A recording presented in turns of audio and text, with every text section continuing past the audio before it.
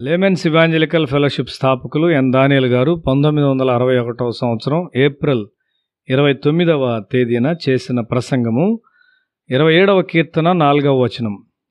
యెహోవా యొద్ద ఒక వరం అడిగితిని, దాన్ని నేను వెదకుచున్నాను. యెహోవా ప్రసన్నతను చూచుటకును ఆయన ఆలయములో ధ్యానించుటకును నా జీవితకాలమంతయు నేను యెహోవా మందిరములో నివసింపగోరుచున్నాను. క్రైస్తవ జీవితంలోని ప్రాముఖ్యమైన విషయము ద్వంద్వ మనస్సు లేకుండుట.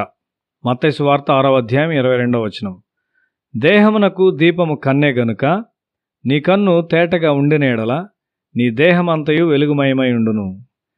కంటిని తేటగా ఉంచుకొనుట చాలా కష్టం. మనము దేవుణ్ణి చాలా విషయాలు అడగవచ్చు. ఎందుకనగా ఈ జీవితమునకు చాలా అవసరాలున్నాయి. అయితే దేవుని సన్నిధిలో నివసించే ఈ ఒక్క కోరిక ఎదుట మిగిలినవన్నీ తక్కువ ప్రాముఖ్యత గలవై ఉండాలి. ఇది నీ కోరిక ఉన్నదా? నీవు దేవుని మందిరంలో ఉన్నావా? నీ ఇల్లు ప్రభు మందిరంగా తయారైందా?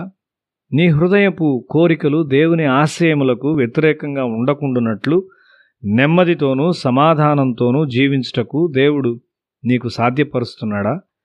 నీ జీవితంలో ఆయన చిత్తము చేయుటే శ్రేష్టమైన విషయముగా నీవు అంగీకరించావా? కొంతమంది వారొక మంచి సహవాసంలో ఉన్నంత వరకు కొంతకాలం మాత్రమే దేవుని వెతుకుతారు.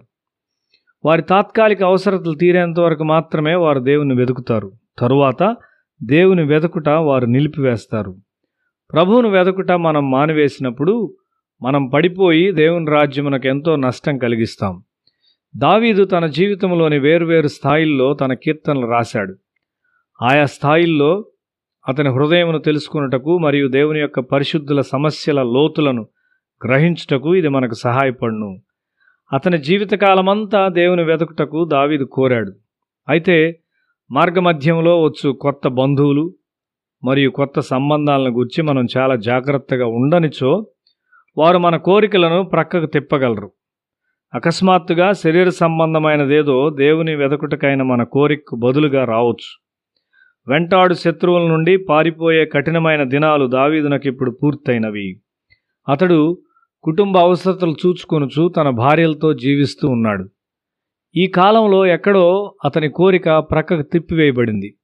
జాగ్రత్తగా నుండుట మరియు మెలకుగా నుండుట అనగా ప్రతి ఆలోచనను భావోద్రేకమును క్రీస్తు అధికారం క్రిందకు తెచ్చుట అని అర్థం.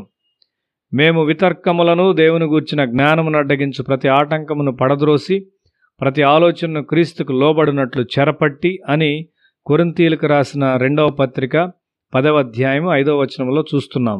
సత్యమునకు విధేయులవుట ద్వారా మీ హృదయములను పవిత్రపరచుకుంటూ సహోదరులను ప్రేమించుటను మీరు నేర్చుకున్నారు. మంచిది.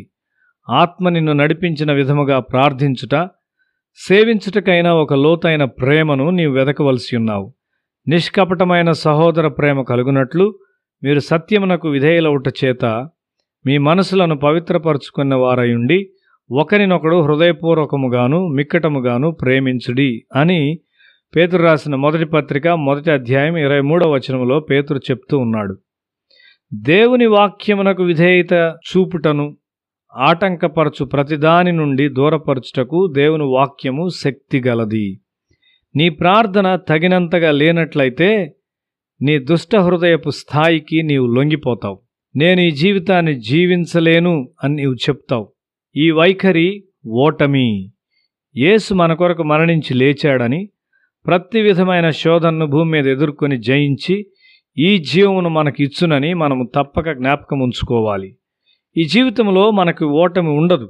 మన జీవితంలో ఏమి ఎదుర్కొన్నను ప్రభువును వెతుకుటను మనము ఎన్నడూ విడిచిపెట్టము. యేసు తన కృపను ఇంకా ఎక్కువగా మనకు ఇచ్చును.